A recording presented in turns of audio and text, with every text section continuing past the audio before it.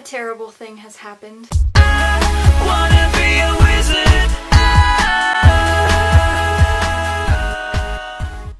Alright, context. Once upon a time I was packing up to go home from college and I had a box of books that I wanted to take home with me. Unfortunately for me, I'm a huge book person, I love books, and of course I needed to take like 20 books back home with me because, you know, I can't be parted with some of these books for too long. Some of these books were books that I just didn't need at school anymore that could be at home and it would be fine, like the books from last semester that I was done with. Reading books because most of my classes were literature or reading classes. And I also really needed to bring back my John Green books because I want him to sign them at Lit Day. And I also brought my Harry a History by Melissa Anelli back with me because I wanted to get her to sign that too. But because the world is an unfair and cruel place, the box that I sent my books back home in exploded open in transit, and most of my books fell out. There were a few other things in this box besides books, including a couple of my hoodies and some stuff that I had knitted, and that all came through just fine. But when I opened the box, there was only 2 books there, as opposed to the 18 that I had sent myself. And of course these 2 books were books that that I cared about, but if I had the choice to lose 16 books and keep 2, definitely would not have been the 2 that I had decided to keep. And apparently there's this giant lost and found thing that the Postal Service keeps in Atlanta where you can send them a list of stuff that you lost and they will try to find it for you. So there's a good chance that I can get these books back. So I'm not as upset as you might imagine, being a huge book nerd and like being kind of a book hoarder.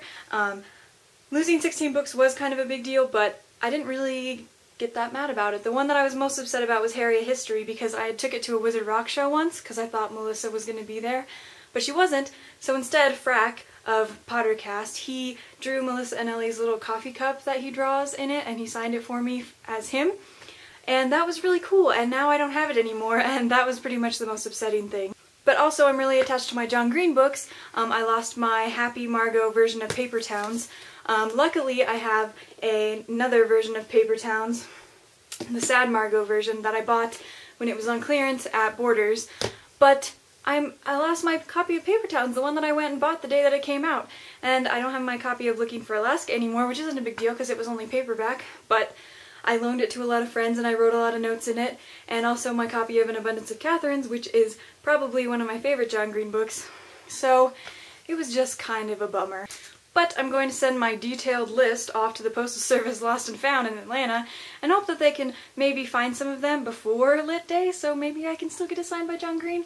But I realized in the end that they were just things. They're books that I treasured and appreciated, but they're just things that can be replaced, and I'm seeing Melissa Anelli at LeakyCon this summer probably, so I could get her to actually sign Harry a History if I have to buy another copy.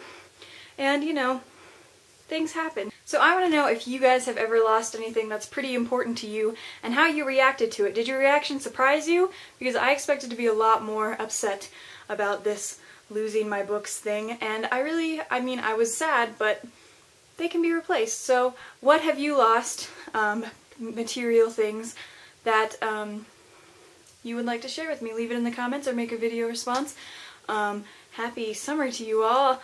I'm enjoying my summer greatly so far. I'm not doing crap. But I will hopefully see you around the YouTube soon. You can see me every Monday at 5 Awesome Knitters. I'll put a link right there. Check it out. Click the link. You can see me there every Monday, and hopefully I will see you here at Soda Spill soon. Bye!